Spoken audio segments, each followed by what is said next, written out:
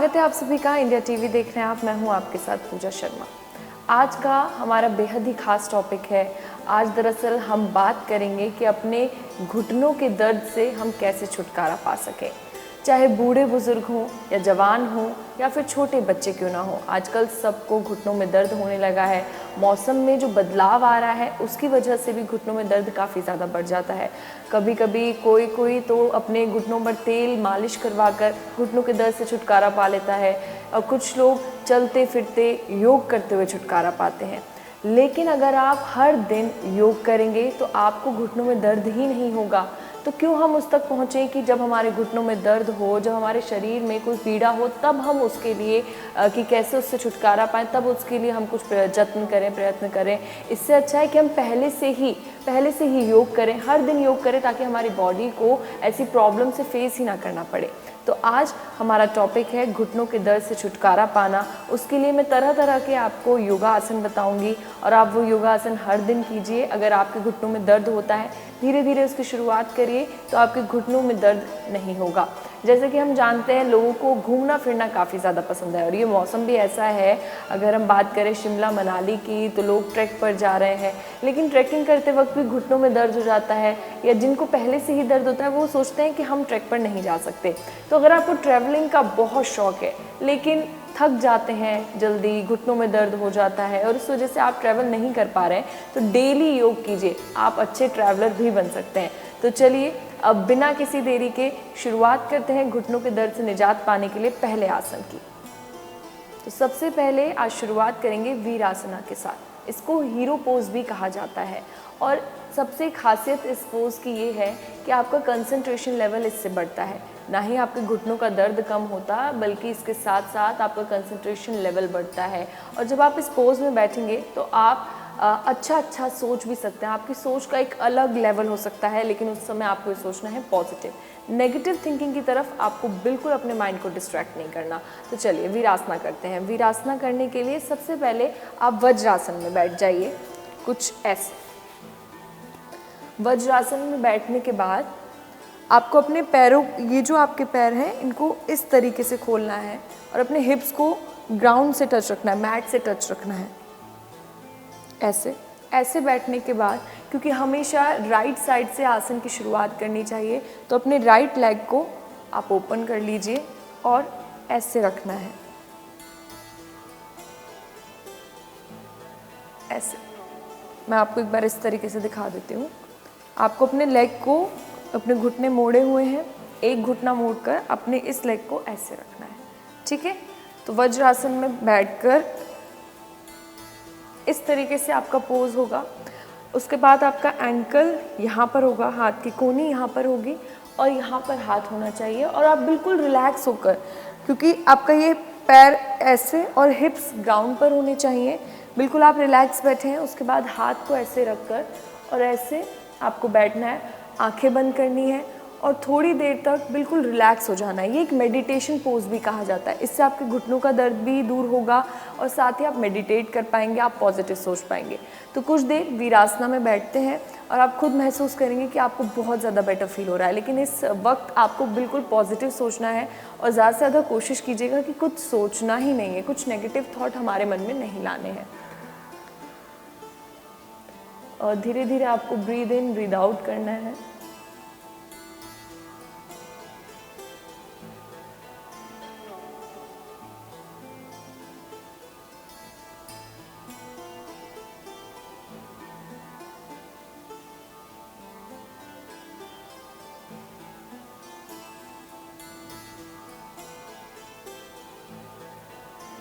अब सेम इसी को अपने लेफ़्ट साइड से करना है, यानी आपका ये पैर ऐसे होना चाहिए और इस पैर को मोड़कर ऐसे बैठना है आपको, रिलैक्स होकर। अब लेफ़्ट हैंड को यहाँ पर रखकर चिन के ऊपर आपका ये हाथ होना चाहिए और रिलैक्स हो जाइए बिल्कुल। इसको थिंकिंग पोज भी कहा जाता है कि हम कुछ सोच रहे हैं और इस वक्त हम मेडिटेट कर रहे हैं, अच्छा महसूस कर रहे हैं। और आपने फील किया होगा, जब आपने राइट साइड से किया होगा, आपके दोनों घुटने में खिंचाव पड़ा होगा, इससे घुटनों का दर्द बहुत अच्छे से दूर होता है और इसके साथ साथ आप अपनी सोच पर भी काम कर पाते हैं कि किस तरीके से आपको अपनी सोच बढ़ानी है, पॉजिटिव सोचना है। साथ ही इसमें आपकी थाइज़ पर भी स्ट्रेच पड़ेगा, थाइज़ पर भी खिंचाव पड़ेगा, क्योंकि आपने एक अपने पैर को फोल्ड किया हुआ है और एक पैर आपका इस तरीके से है, तो आपकी थाइज़ पर भी असर पड़ने वाला है। तो अब लेफ़्ट साइड से हम इस पोज़ को करते हैं और थोड़ी देर इस पोज़ में बैठते हैं, वीरासना करते हैं।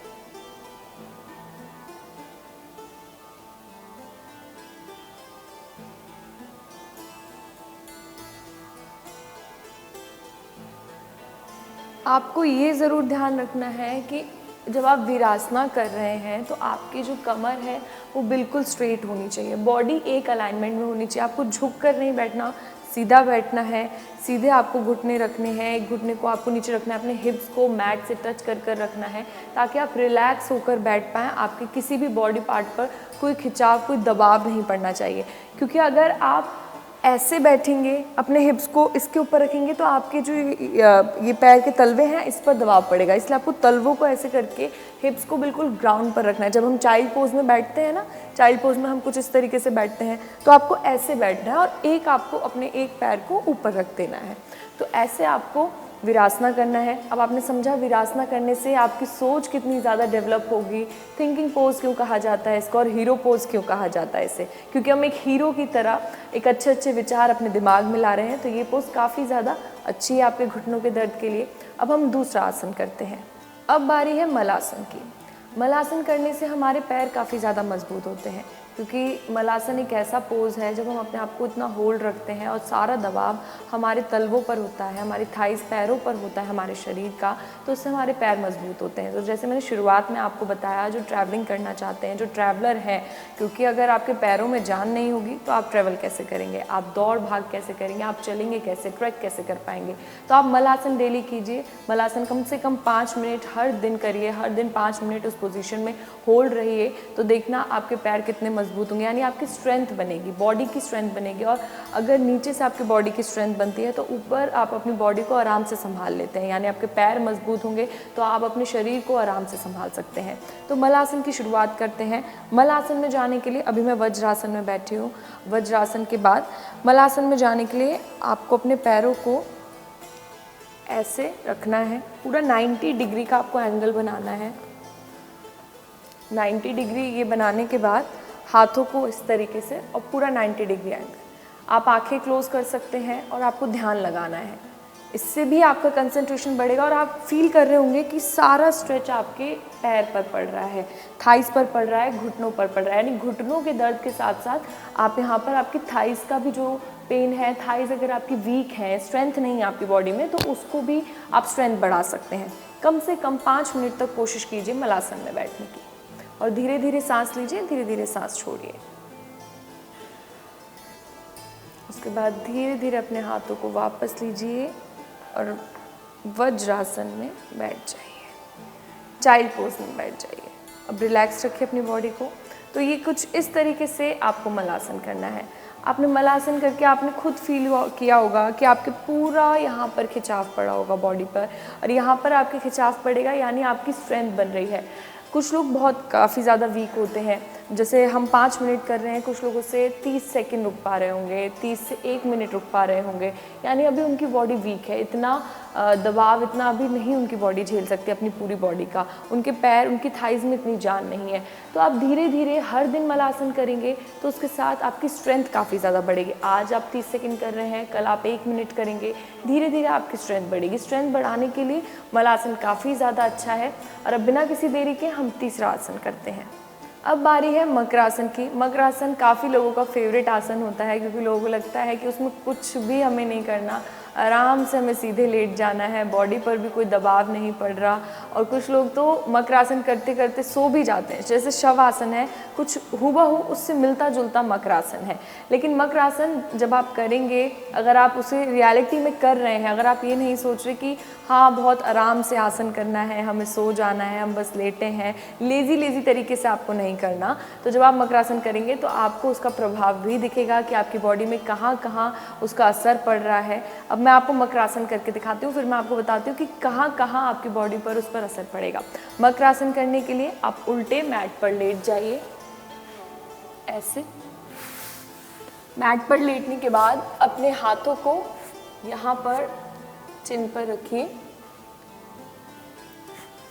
और थोड़ा सा गैप आपको अपने पैरों में रखना है, बिल्कुल थोड़ा सा गैप। और धीरे धीरे अपने पैरों को ऊपर लाना है और इनको जॉइंट करना है।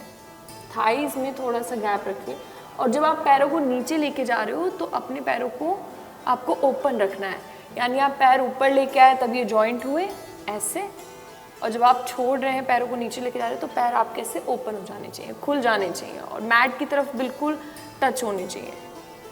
तो हाथ ऐसे रखकर आप ऐसे करिए। अब आप इसमें फील कर रहे होंगे कि पूरा प्रभाव आपके घुटनों पर पड़ रहा है, खिंचाव पड़ रहा है।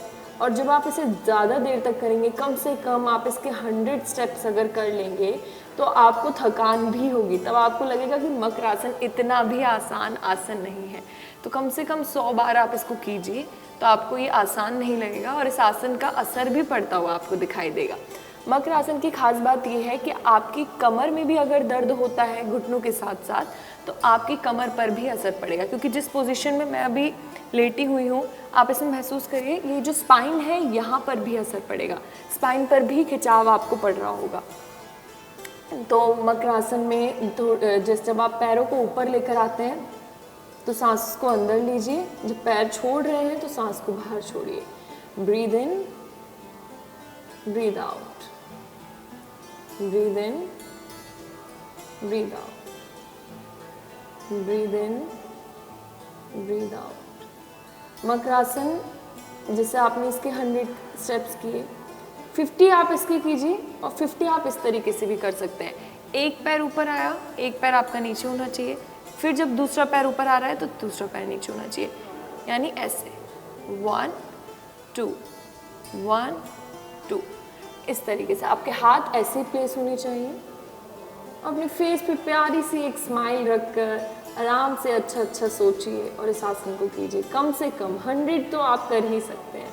आज ही टारगेट बनाइए और आज आप मेरे साथ 100 स्टेप्स इसके कीजिए।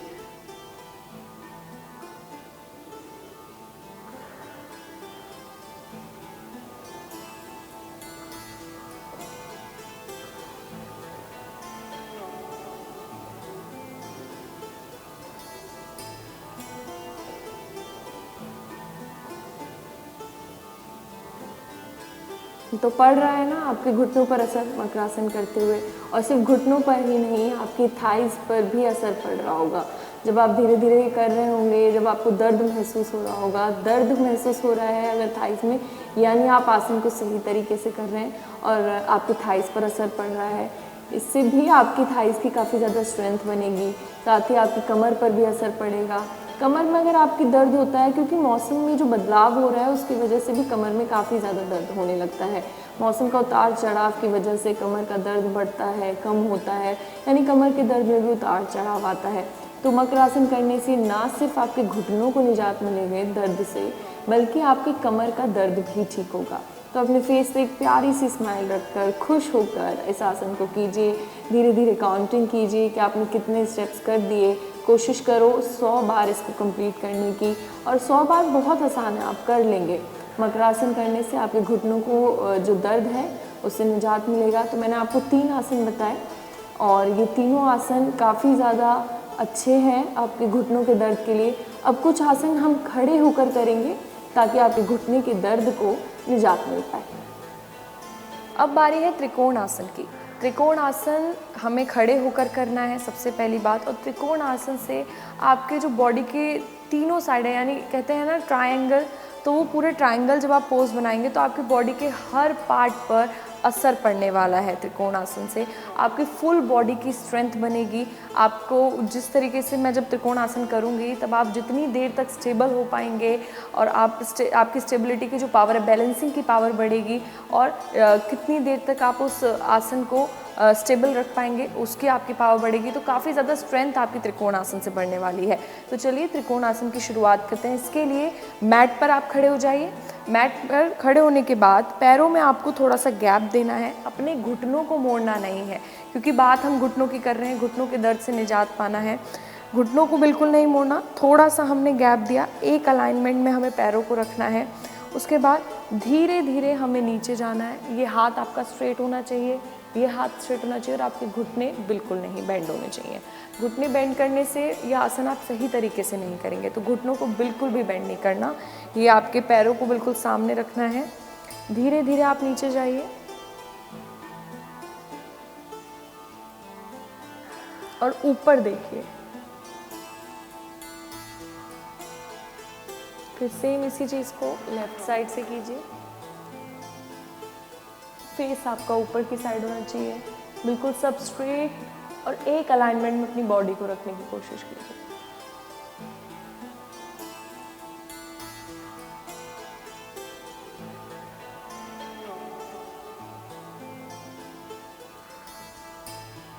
इससे आप महसूस कर रहे होंगे कि आपके घुटनों का जो दर्द है उस पर असर पड़ रहा होगा, घुटनों में खिंचाव आ रहा होगा, थाइज़ में, आपके हर एक नस पर खिंचाव आ रहा होगा।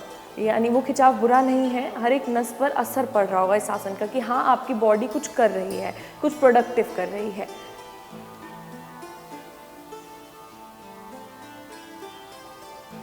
तो कोशिश कीजिए पहले दिन कम से कम 20 बार त्रिकोण आसन करने की।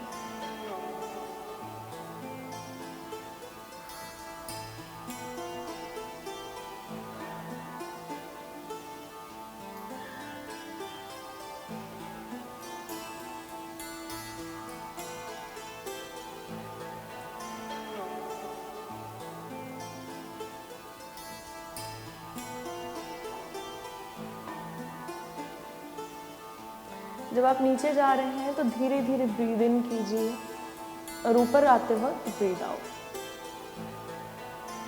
यानी पूरी बॉडी को आपको स्ट्रेट रखना है, नेक को स्ट्रेट रखना है, हैंड्स को स्ट्रेट रखना है, घुटने मोड़ने नहीं है। आपकी कमर पर भी असर इस पर पड़ेगा। अगर आपको स्पाइनल पेन ज़्यादा है तो वो भी कम होगा।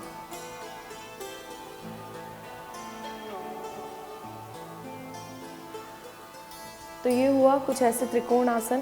त्रिकोण आसन से आपकी बॉडी की स्ट्रेंथ काफ़ी बढ़ने वाली है और साथ के साथ अगर आपकी स्पाइन में काफ़ी दर्द होता है डेली बेसिस पे, जब आप बैठते हैं, जब आप झुकते हैं तो आपकी स्पाइन में खिंचाव पड़ता है, तो उसको भी मजबूती मिलेगी, यानी आपकी स्पाइन मजबूत होगी।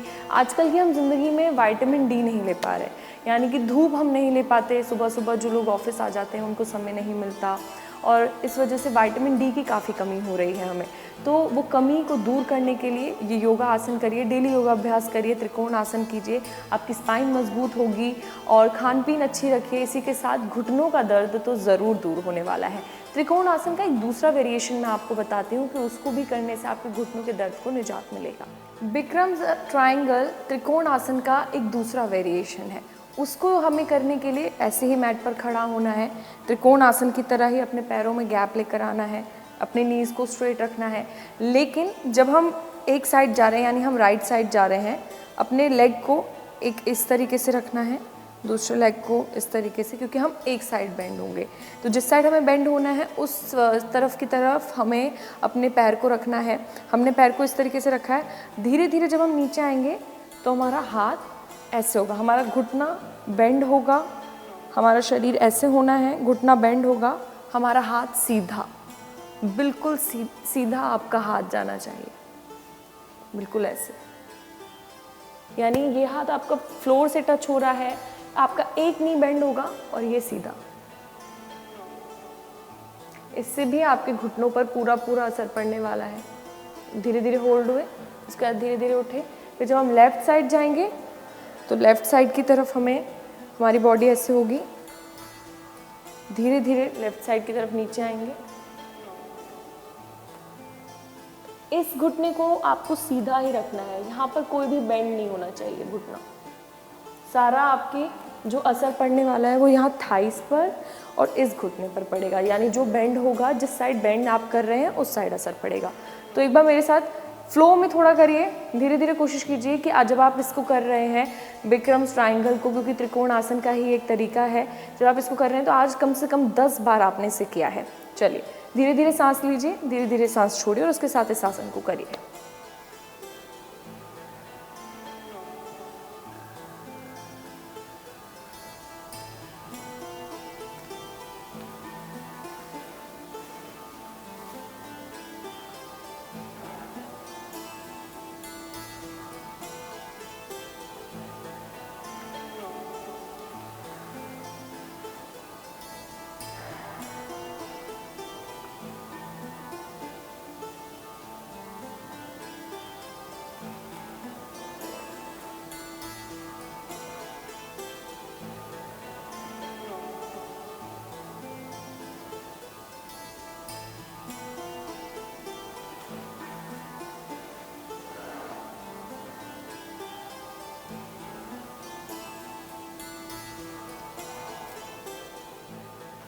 तो आपको ऐसे त्रिकोण आसन करना है। त्रिकोण आसन के मैंने 2 वेरिएशन बताए और बैठकर भी मैंने आपको आसन बताए।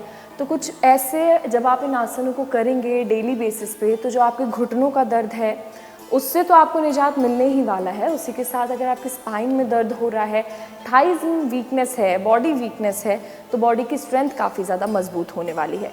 तो आज के लिए फ़िलहाल के लिए इस सेशन में इतना ही। अगली बार फिर हाजिर होंगे एक नए टॉपिक के साथ। नमस्कार।